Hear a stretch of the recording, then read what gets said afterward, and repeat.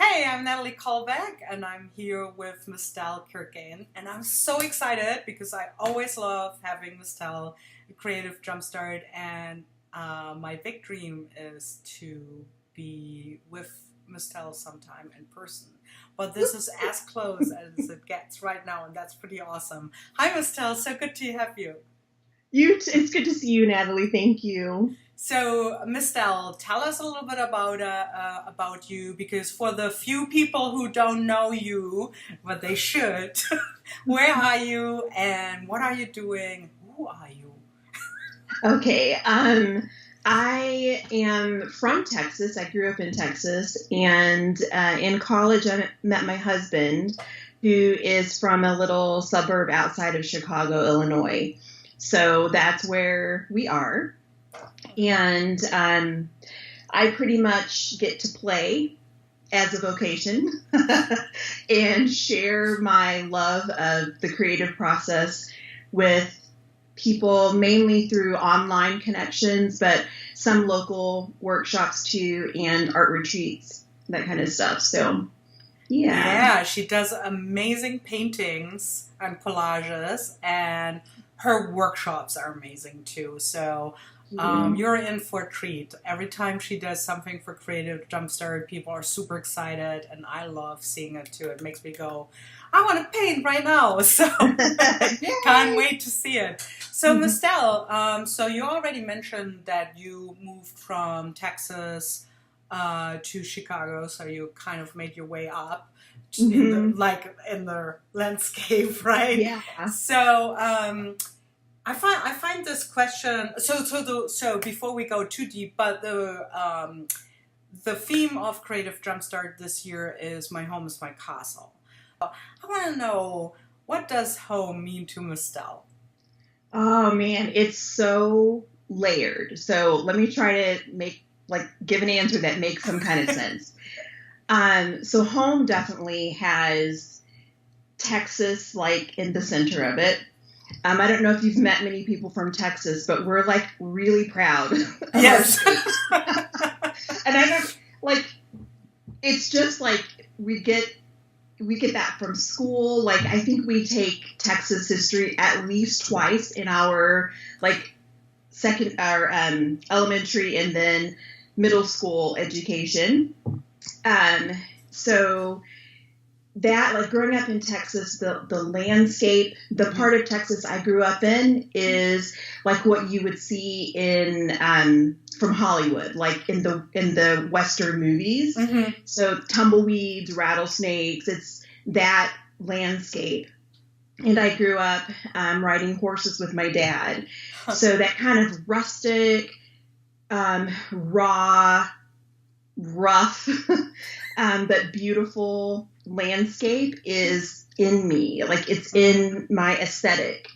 Um, and then that translates into my actual home. Hmm. I before I started painting, I loved to nest, and I would rearrange and decorate like all the time. My husband would come home from work and everything would be different, And he finally stopped talking about it because he knew there would be something different every time. So it was not, he just went with it after a while. So in my home, I have like a mixture of vintagey kind of well-loved stuff, and even the colors kind of are reminiscent of what you would see in that deserty kind of Texas landscape. And it's just comfortable. I like a comfortable space where everybody can be at ease and nothing is too precious. And then, so that is like the visual. But then internally, home definitely is people. Yeah, so the environment is really big for me. I struggled with depression, so I think that is one of the reasons why that aesthetic is important to me. And then the people. So hopefully that made some kind of sense. Totally. I think for me that is there are so many different, as you said, layers of what home means. So it's either it's like part of where you come from, or where you kind of like were formed, or you know, the formative years. And then I think it's like, okay, your nest too, where you kind of like, you know, you're safe, and that makes you feel like okay, and this is where I feel grounded. But then definitely people, like I can feel at home anywhere where I see family or friends, and you know, feel like there's a connection with someone. And I find it so interesting because it's borderless in a way. It's like, it doesn't matter. Like for me, it's not really tied to a country, and that might be also because I moved countries. But I feel like it doesn't matter really where I am, because I take with me what I had, or like my home that I had in my formative years. But I also have I have a home that has a roof, and I have people. So I find this question of what home means like super interesting, you know. So that is cool, and I love hearing what every one of you has to say about it. So speaking of that, what inspiration do you take from your home? Can be any of those layers, right? For your artwork. Like, is there something you can pinpoint and say? Totally. Okay. Definitely, like I mentioned, the whole Texas landscape thing. I love grunge. I like my work to have some element of imperfection, and even where maybe paper is ripped, and just you can see like the layers of the way the painting came together. And each of those layers has something kind of broken in it, you know. That is definitely from that, you know, growing up in Texas and being outside with my dad on the horses. And then colors, again. I love having reds and teals, or even more kind of blue, aqua-y colors with pink. And then there will be some kind of, like I said, the grunge mixed into those colors. And my house, like every room you go in, there's those colors. That's so cool. So it totally, everything translates for sure. I assume you have artwork everywhere in your house, do you? Yeah, it's not all mine. In fact, it's mostly not mine, but yeah. So when you look for artwork by other people that you bring into your home, is there a certain style or certain thing that you look for that resonates with you the most, besides maybe colors? But you know.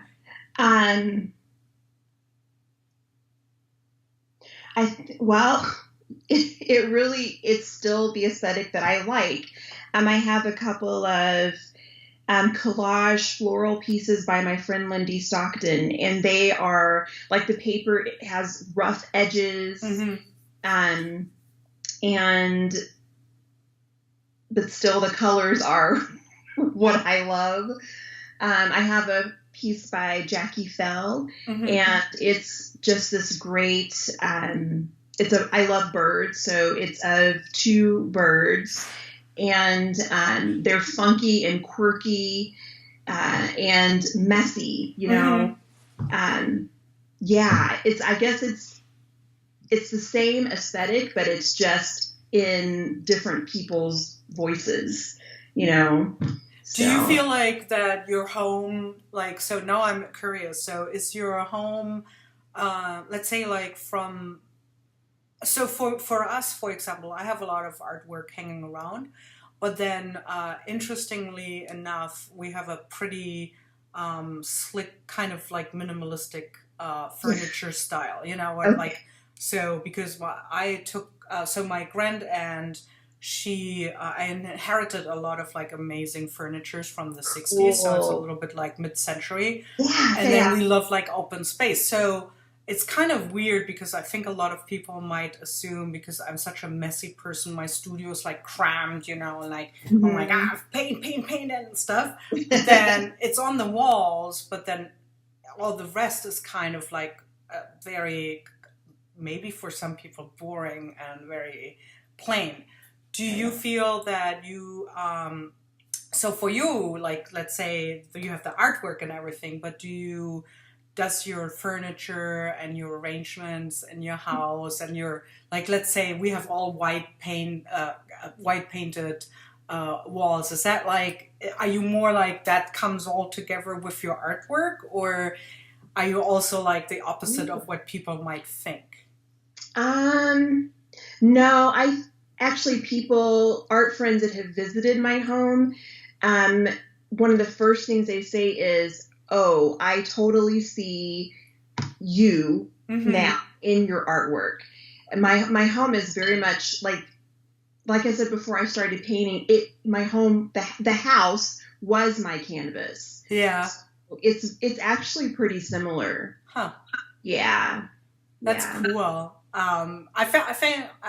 I sometimes want to too, but we are renting too, so it's kind of like, you're not doing too much there.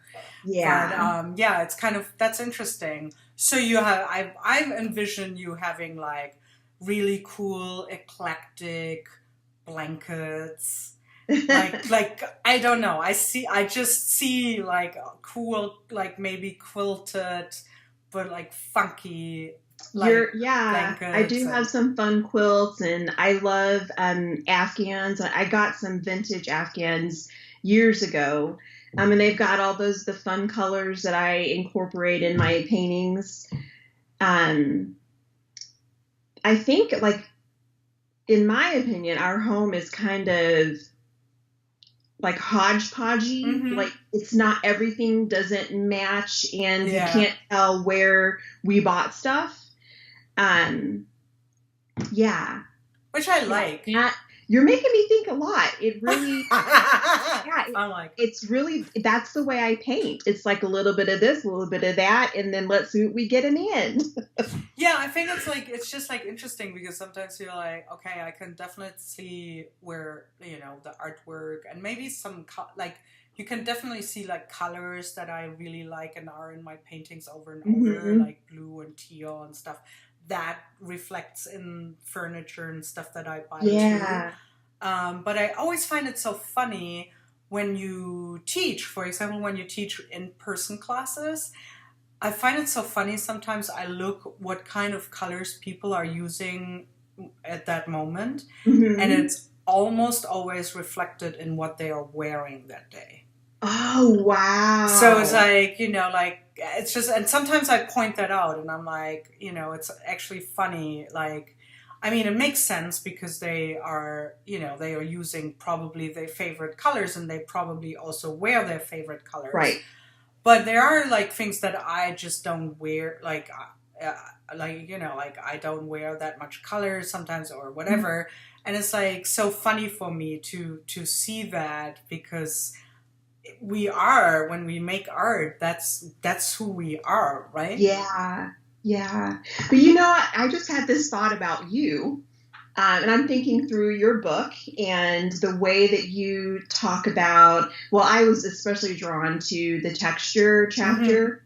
So the way that you experiment with texture, or at least the way you laid it out in the book, it was like very intentional. And there was a purpose. You wanted to learn and find out how these things work. And to me, that does, like, not that it's minimalist, but there's, that isn't a chaotic thing.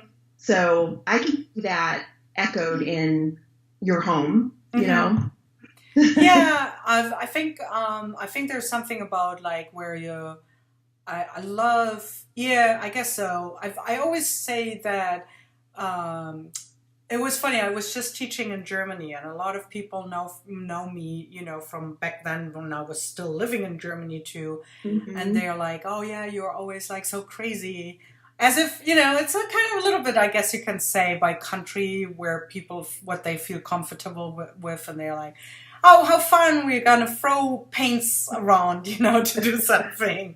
And it's so funny because I always say, like, well, the funny thing is I'm actually really organized. Like, I'm a very Not on my desk, but other than that, I'm a very organized person. Are you a very organized person? Yeah. Yeah. See, it's so funny because I think there's something about mixed media and when you use like all different like materials and collage elements and like that people might have that vision that you're actually not, but I feel Right. like you have because you try to bring some sense or kind of like assemble it in a way that it makes sense and Right. bring it together. So you actually are sorting You things, are, right? yes. Yeah. Even when you're working intuitively, that is still happening. You're just not like thinking about it, but it is happening. Right. You try to make sense to it and to bring it together, and that's why you're like tying elements together. Or you bring Yeah. back colors, and you do repetition, or you draw a line through different elements to kind of like tie them Yeah. together and make them fit together. So it's Yeah. kind of like actually we are very orderly and. Mhm. It's so true. Yeah. And Yeah. it's And funny. as teachers too, right? I mean, unless we want to let our students down, we have to also Yeah. have that as part of our, like the business of art Yes. that we do. We can't be, all over the place, even though it might feel like that. We have to Yes. have Me too. system that we're working through or things fall apart. Yes, exactly. Have you so if you, let's say you could take your loved ones with you, right? So that you can't tell me, oh, I don't want to do that because I can't take them with me, right? And money would be not an option. And someone would say, you can live for a year somewhere else and make it your home. Yeah. Is there a place that you can see and envision where you would want to do that? Yes. And I thought about this with your first question, but I didn't say it. It was about home, like where we are at home. Budapest is a place that I adore. And I think it is because it is a place where all types of art are so welcome, and not just welcomed, but appreciated. Mm-hmm. It's really part of life. Art is part of life. And I love the pace of the city. Mm-hmm. It's beautiful. I mean, of course, because I'm from America, there isn't any place like that is. We can pretend like there are some cities that are kind of Europeanish, Mm-hmm. but as far as the actual feeling of the history, whoa, and Budapest is called the Paris of the East. Mm-hmm. So it's just a beautiful city. I love this. I'm a singer as well, Mm-hmm. so I even love the sound of the Hungarian language. It sounds very musical to me. So yes, that is somewhere that I would, in a heartbeat, take everybody. So I love that you just mentioned that you were a musician, or you are still. Mm-hmm. So I want to know what kind of music or what. So you sing? Or do you also play an instrument or? Well, I technically play piano, but I haven't played in a long time. I have a piano, yeah. I just don't play. So that was actually my first creative outlet. When I was 5, I think, I started taking piano lessons, and I took them through my sophomore year, I believe, or freshman year in college. But then when I was about 13, I fell in love with singing, and that became the real, like, musical heartbeat for me. And that's what I still do. What's your genre that you sing? Well, I sing at church, so like Christian songs. Yeah. But like what I really have an affinity for is, I don't even know if there is like one term, but it's like folk, soul, blues, nice. Jazz, that like a conglomeration of those things. Kind of very, again, this is such like, it's an aha moment for me. all of those genres kind of have that earthiness about them that, again, take me back to Texas, to the, like you said, the formative years. Yeah. Kind of crazy, Natalie. Wow. Yeah. I don't know. It's just like when I think of, as I said, I think about it a lot, like where do things come from, and especially I think that we oftentimes forget when people are coming from other countries or other parts of the country that they brought something with them, right? Yes. And that sometimes it's hard to understand. Like when I came to America, and I have been here so many times because I'm married to an American, so we've been together for 20 years. I only lived here for 5 years. So in 15 years before, we would go to the States to visit friends and family, at least like once or twice a year. So I've been here very many times, but then I was surprised when I actually, when we moved here, how much the normal life kind of like differed, like the daily life differed from what I was used to. And besides what I have seen when I was here on vacation and just visiting. And it made me think about like, how we take things for granted. Yeah. And it makes you more, I think, empathize with other people, that even though they might call a certain place now their home, they still have, what they brought there. Yes. And I find it very interesting and makes me very curious about, what do you call home, and what do you think like you brought from a different home? And I just find it's very interesting. So, and I think it's wonderful that we are having this ability to, form our own homes in any way or shape, whether it's being grounded with ourselves, or having people that we call home, or having a real roof over us, or all of that. So I think it's pretty cool. Deep thoughts. I have to take a nap after this. I know. You're like, oh, is she done now?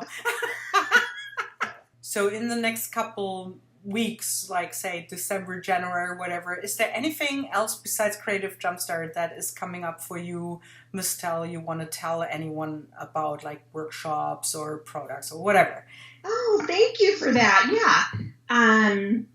Let's see, next year, in addition to Creative Jumpstart, I will be part of Kara Bullock's class, Let's Face It, 2019. And then also Jamie and Kasha Avery's class, Wanderlust. And then in June 2019, I'm going to do my second ever art retreat at Way Art Yonder Studio in the San Diego, California area. Oh, cool. So that's got to be there's 2 spots left. Okay. At the time of this recording. So if you want to have a chance to take a class with Mystele in person, check out if there are still spots left. I doubt it. But if there is, grab it and take a class in person with her. That's a treat. Yeah, and if you're in the Illinois area, which there's a lot of bordering states, I mentioned my friend Lindy Stockton earlier. She has a studio in Evanston, Illinois, which is it is actually a Chicago suburb, like it's right on the border. And I have taught some local workshops there. So, and we're planning more for next year. That's cool. So yeah, check Mystele's website out, and then probably also post it on your Facebook page, right? Yeah, and also on my website. Yeah. Very cool. So thank you so much, Mystele. That was awesome. Super thrilled to have you back at Creative Jumpstart. Can't wait to see your videos. So sign up, use Mystele's link, and be part of it. Yay! Bye. Bye.